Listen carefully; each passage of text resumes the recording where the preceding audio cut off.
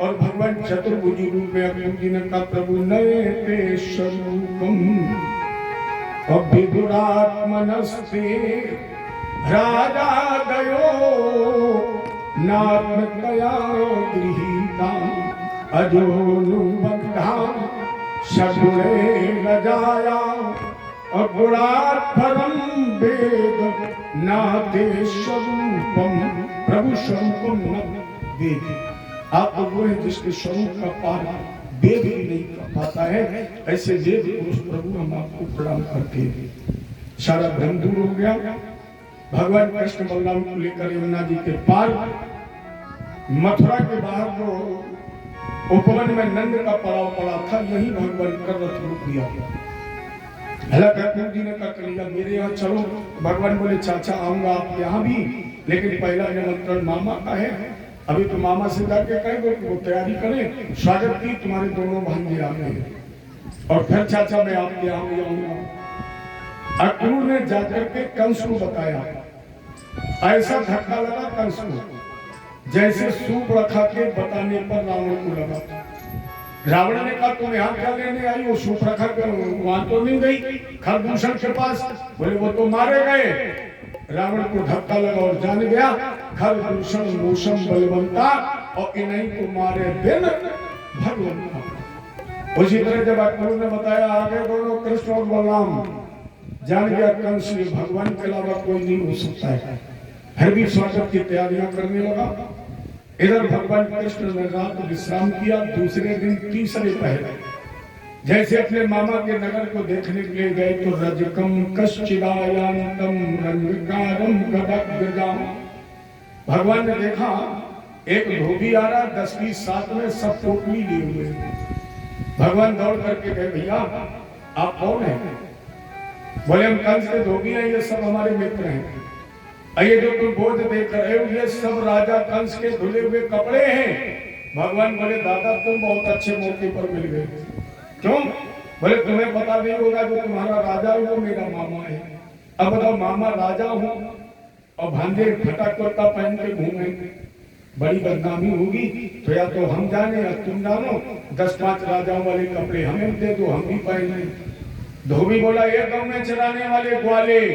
भगवान ने कहा अभी तेरी जीभ का स्वाद नहीं बदला है, उतनी कड़वा बोला है। अच्छा धोबी तुम बदले हो ना बदले हो, लेकिन हम बदल गए। क्या बदल गए?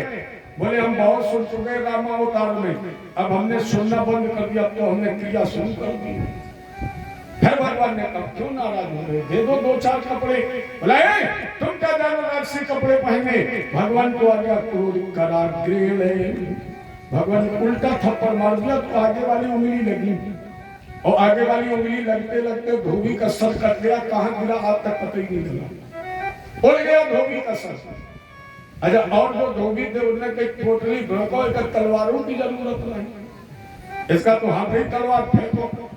सबने अपनी अपनी पोटली फेंकी। धोबी के उन साथियों ने जाकर कंस को बताया, फिर कंस को धक्का लगा। अब भगवान बोले अब कपड़े पहने, अब ग्वाले कपड़े पहनने लगे। अच्छा जरा बताओ जिसने कभी सफारी सूट ना देखा हो और एक 3 पीस दे दिया जाए कि पहनो, और वो एक फांसी लगाई जाती है ना गले में, उसको क्या बोलते हैं टाई, उसको तो बड़े बड़े डॉक्टर और इंजीनियर नहीं बांध पाते। अब कन्हैया क्या बांध पाते, सोल्टे सीधे ढीले ढाले लपेटे और बोले चल चलिए आगे बढ़े। तो नाना लक्षण भेषभ्याम एक दर्जी मिल गया। भगवान को बैठाला, काट छाट कर सिल कर कपड़े पहना दिए। भगवान बोले दर्जी बर मांगो, बहुत तुमने परिश्रम किया, मैं सजाया है, ये बर मांगो। और दर्जी ने वही जो हमने कल बताया। दर्जी ने सोचा हमने मांगा इनके मन का ना मांगा, कहीं धोखाओं में हाथ चल गो। तो धोबी का तो सर गया, इसलिए बोला हमें कुछ नहीं चाहिए। भगवान बोले जाओ खूब फलोगे फूलोगे कलयुग में। एक दर्जी को वरदान मिल गया। भगवान और आगे बढ़े तो तथा सुदाम्नो भवनम मालाकारस्य जगमतु, सुदामा नाम के मालिक यहाँ पहुंच गए। राजा ऐसा लगता है भगवान को सुदामा नाम से ही प्यार है, क्योंकि भगवान ने अपने जीवन काल में 3 सुदामाओं का साथ लिया है। एक सुदामा नाम का ग्वाला है, जो गोलोक में भी है, गोकुल में है, वृंदावन में, मथुरा में भी भगवान के साथ है। और आज सुदामा नाम के मालिक यहाँ भगवान खड़े हैं और कल विश्राम से पहले भगवान अपने मित्र सुदामा का उद्धार करेंगे। 3 सुदामा को भगवान ने साथ दिया है। जैसे माला पहनाई, भगवान बोले वर मांगो, कहा महाराज जी कुछ नहीं चाहिए। कब मैं तो रामावतार से प्रतीक्षा कर रहा था। देखो इन तीनों का संबंध रामावतार से है। ये धोबी वही था जिसके कहने पर राम जी ने जानकी जी का त्याग किया, सर काट दिया। दर्जी ने सोचा था एक दिन राम जी बड़े होंगे, दूल्हा बनेंगे। देखो आज भी हम लोग क्या करते हैं, हम लोग अपने लिए कभी कुछ नहीं मानते हैं। पंडित हुआ, कुम्हार, कहार, ये सब भगवान से एक ही प्रार्थना करते, खूब यजमान फले फूले, खूब यजमान का परिवार बड़ा हो। अच्छा बड़ा बड़े 4 बच्चे हो गए, 4 बहुएं आ जाएंगी। अभी आपने अकेले 10 रुपए चढ़ाए और जब 4 लड़के 4 बहुएं हो जाएंगी और सब 10 चढ़ाएंगे तो कितने हो गए। तो हम लोग तो यही चाहते हैं परिवार खूब बड़े, खूब फले फूले, खूब सुख समृद्धि। आज भी लोग कामना करते हैं। किसी के बच्चा हुआ तो उसी दिन से पंडित, कुम्हार, कहार, मनिहार सब ये उम्मीद लगाते हैं कि एक दिन ये बेटा बड़ा होगा, विवाह होगा तो हमारी मुरादें पूरी होंगी। तो उस दर्जी ने भी सोचा था राम जी बड़े होंगे, जामा पहनाएंगे, चक्रवर्ती न पाले, दशरथ की कामना पूरी हो जाएगी। लेकिन आप लोग जानते राम जी ऐसे बाबा के चक्कर में फंस गए कि लौट के आए तो बहुत संग लाई, क्योंकि राम जी दूल्हा बने नहीं। दर्जी ने पूछा महाराज जी, राम जी बोले इंतजार करो द्वापर तक, मैं स्वयं चल करके आऊंगा और तुम्हारे हाथ के सिले कपड़े पहनकर तेरा उद्धार कर दूंगा। तो माली ने भी सोचा था जब दर्जी जामा पहना लेगा तो हम मोर बांध देंगे, माला पहना देंगे। लेकिन जब जामा नहीं पहनाया गया तो फिर माला और मोर की नौबत नहीं आई। भगवान बोले हम तुम्हें भी वरदान देते। क्या? बोले मनुष्य कभी भी किसी से हार नहीं मांगेगा, लेकिन जब तेरे द्वारे आएगा तो ये कहेगा माली हमें एक हार दे दो। इसलिए हम भगवान के लिए माला नहीं मांगते हैं, माला तो ज्ञान में मांग दे।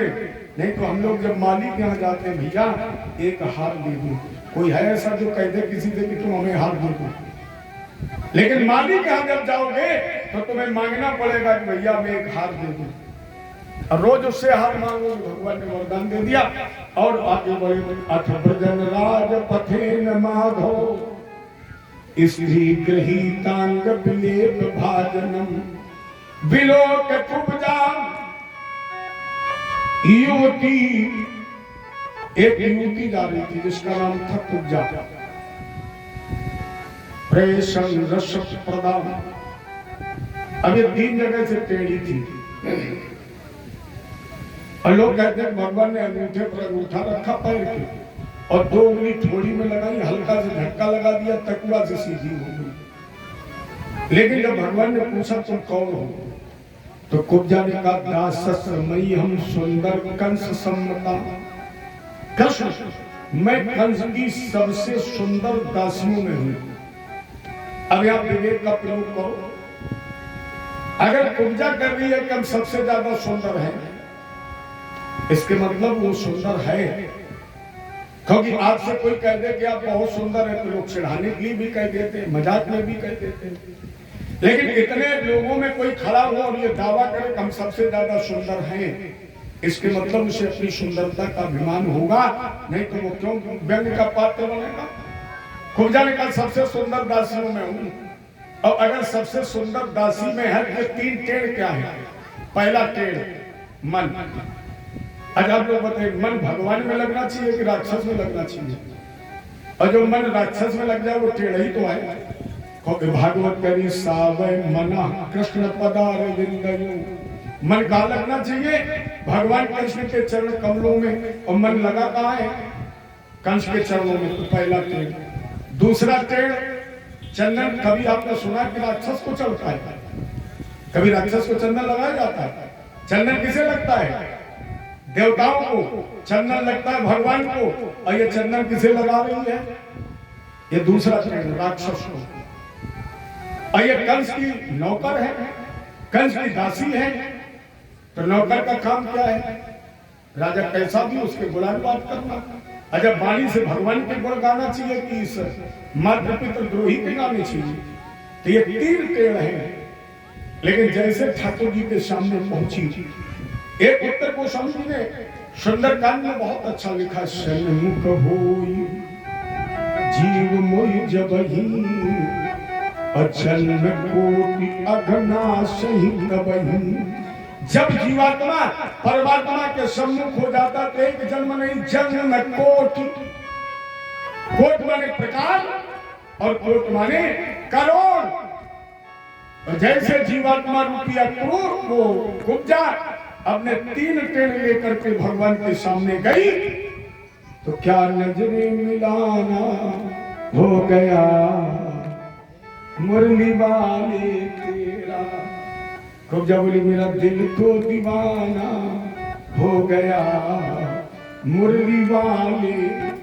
और जब मन से मन मिल गया तो कुब्जा बोली श्री कृष्ण गोविंद हरे मुरारी। अभी मैं सोचा कल को चंदन लगेगा दूसरा, ये चंदन लगाने तीसरा ट्रेन है। कटोरे से चंदन लिया और भगवान के मस्तक पर, अरे जिसके सामने हमारे गोविंद खड़े हों उसे ये होश रहेगा। जिसकी कथा में हम इतने बेहोश होते हैं कि भूख प्यास सब भूल जाते हैं, और जब वो कुब्जा के सामने खड़ा होगा तो कुब्जा कुछ याद होगा।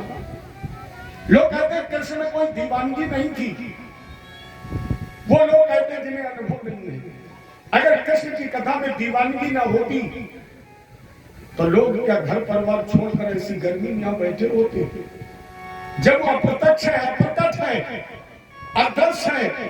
अगर गोपियां उस समय उसके पीछे भागी तो कोई बड़ी बात नहीं है, क्योंकि आज हम अप्रकट होते हुए भगवान की कथा के पीछे भागते हैं। जो रसिक जानते हैं वो आज भी भागते हैं। आपके गांव में भी जरूर दो चार लोग ऐसे होंगे कि अगर वो पोखराया जाएंगे और उन्हें कहीं पता लग गया कथा हो रही तो 10 मिनट जरूर बैठ के सुनेंगे। दीवानगी होती है कथा की।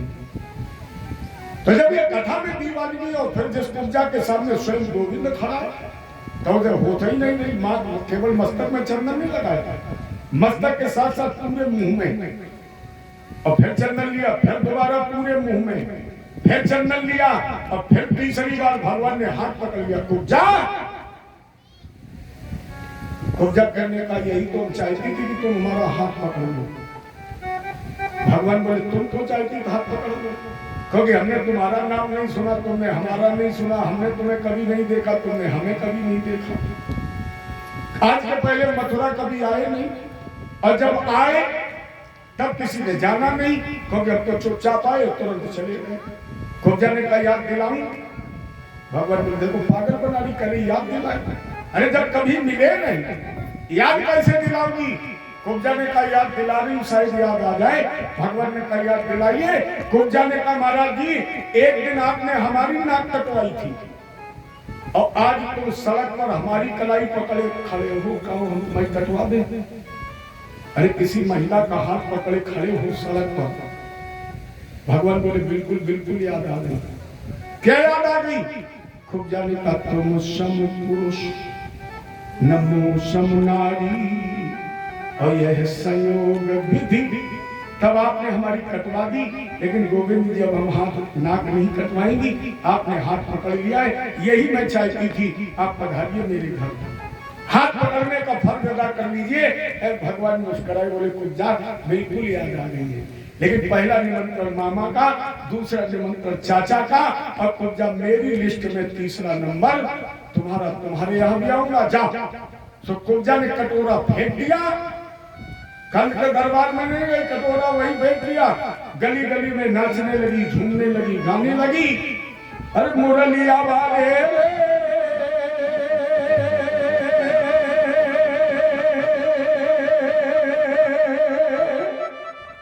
सवरिया प्यारे रे, मेरा दिल तुझ पे कुर्बां, मुरलिया वाले रे, मेरा दिल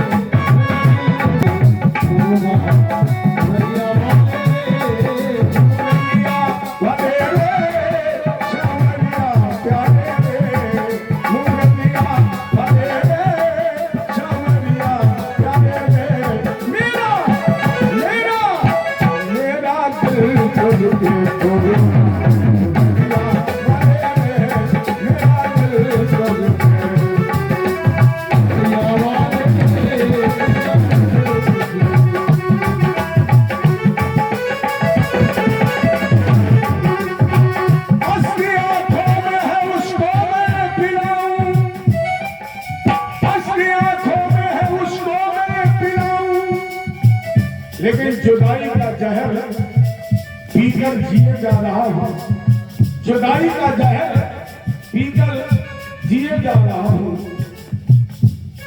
मुरलिया वाले रे, शामलिया प्यारे रे, मुरलिया वाले रे, शामलिया प्यारे रे, मेरा मेरा तेरा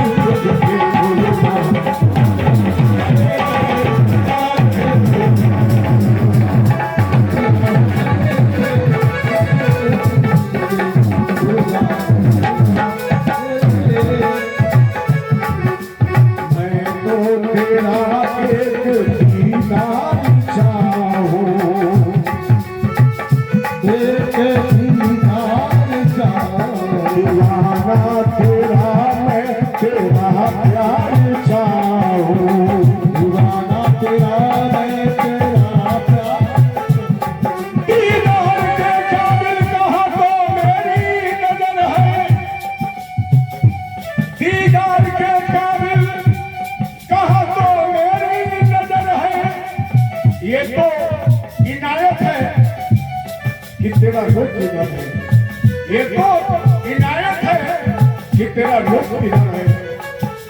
मैं तो तेरा एक दीदार चाहूं, मैं तो तेरा एक दीदार चाहूं, मैं तो तेरा, मैं तो तेरा दीदार चाहूं।